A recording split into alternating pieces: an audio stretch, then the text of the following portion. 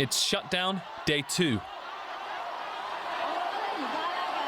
And there's serious anger from protesters towards the police. With protesters clearly losing their cool.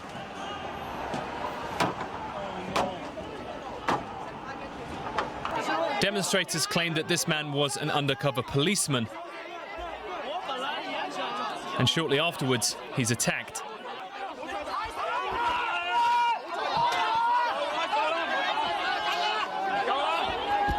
Eventually, medics secure his release.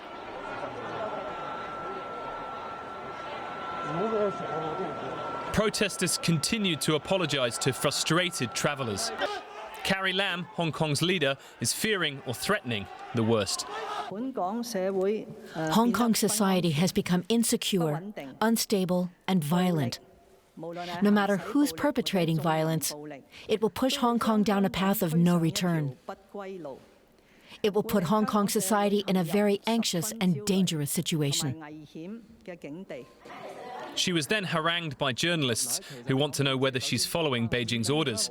Speaking to DW News, pro-democracy activist Joshua Wong thinks Beijing won't send in the People's Liberation Army.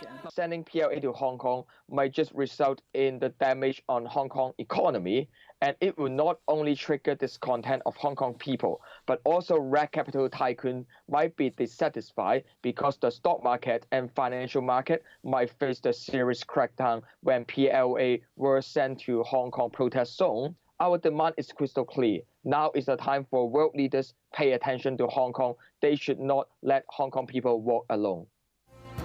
But images from across the border suggest a showdown, a visible military buildup just 30 kilometers away over the border in Shenzhen. The question now is this just a threat from Beijing, or will the Chinese military actually move in? All right, I want to bring in now Tim Pringle of the School of Oriental and African Studies in London. So as he is also the editor of the China Quarterly, a scholarly publication covering contemporary China. A very good day. So remarkable scenes playing out in Hong Kong today. Protesters clearly not ready to surrender yet. I mean, we just heard from Joshua Wong saying this will be a long and difficult battle, and we are not going to back down. Can they actually win this battle? Well, I think. Good evening to you, by the way. I think there is, despite the violence, despite the tension, I think there is still room for negotiation on at least some of the demands that the protesters are putting forward. As Joshua said just now, or implied just now rather, there are five demands. 4 of which are negotiable, i.e. the categorization of the specific protests, the release of arrested protesters, an independent inquiry into the policing of the demonstrations, which, as we've seen today, the United Nations Office for Human Rights would probably be behind as well.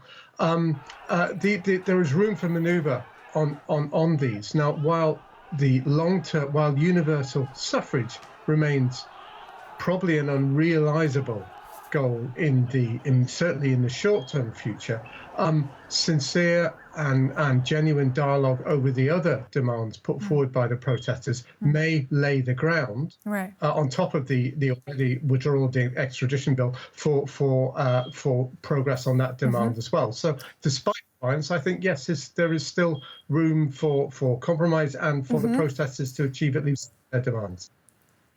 All eyes are on Beijing because it doesn't seem like Beijing is really in the mood for compromise. I mean, it just released that video that we aired today of army drills that are taking place just right across the border from Hong Kong. That is kind of an implied threat there. Do you foresee a possibility that mainland China might actually decide to send in troops? Well, I think it's more likely today than it was a month ago. And as we've seen from the spokesman for the Hong Kong and Macau Affairs Office in Hong Kong, the categorization of the unrest has gradually become more serious in Beijing's eyes, from and today there are the Wang Yang from that office, the spokesperson of the office, even referred to in his terms of signs of terrorism in the and I think this is something not to be taken lightly.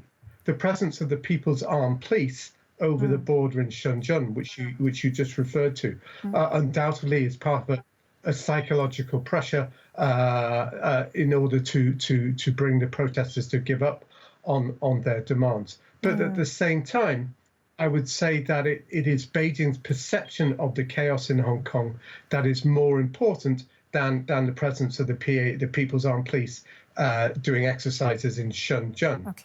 But there are real signs we saw today that perception is hardening with the reference to signs of terrorism. Yeah, there is a sign that because it has now become basically a test of wills, hasn't it? I mean, the stakes could, of course, not be higher for both sides of this issue, because what's up for stake is the future of Hong Kong. So under the leadership of Xi Jinping, can Hong Kong retain its very unique position? I agree with you. I think the stakes are high. And there is no doubt that if Beijing were to implement what they call an iron fist strategy, which would imply troops, or certainly the People's Armed Police, that would have the devastating short and mid-term consequences for Hong Kong, but also for the mainland as well, and particularly for Beijing's long-term goal of unifying the mainland with Taiwan. Which Hong Kong's system of one country, two systems, Hong Kong's formulation of one country, two systems, was until quite recently seen as a model for possible reunification. That concept is now in tatters. Now, whether Hong Kong can retain its identity, I think that is possibly, or is at the core of this unrest, this confrontation that we're seeing happening.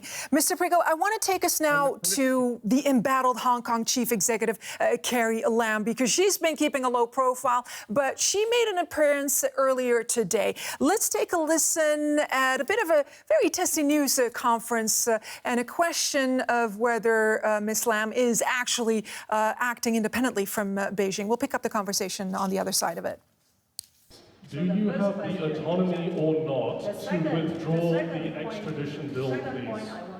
Could you answer that specific question? Do you have the autonomy or not to withdraw the extradition bill? You have not answered the question. You've evaded the question. Mrs. Lam, can you tell me what is your responsibility? You're talking about the responsibility of the police and the people of Hong Kong. What is your responsibility as the leader of Hong Kong to solve this situation? Can I continue to answer? No, please tell me what is your responsibility as the leader of Hong Kong. Okay, I'm Don't talk about the police and the people. What is your responsibility? Sorry, it was not my choice to concentrate on the police, but all the questions now have been focusing on the police.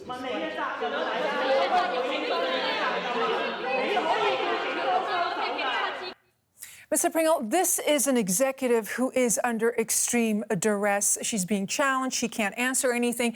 Is Ms. Carrie Lam a lame duck at this stage? And is the real power just with Beijing? Well, I mean, I think that the atmosphere in that press conference you just played is really a testament to the profound crisis that Hong Kong is in.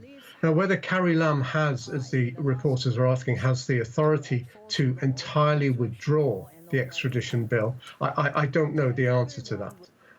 However, I do know that the majority of Hong Kong people see Carrie Lam's government, and indeed almost all the governments of the various chief executives that have ruled Hong Kong since 1997, as more or less puppets of Beijing.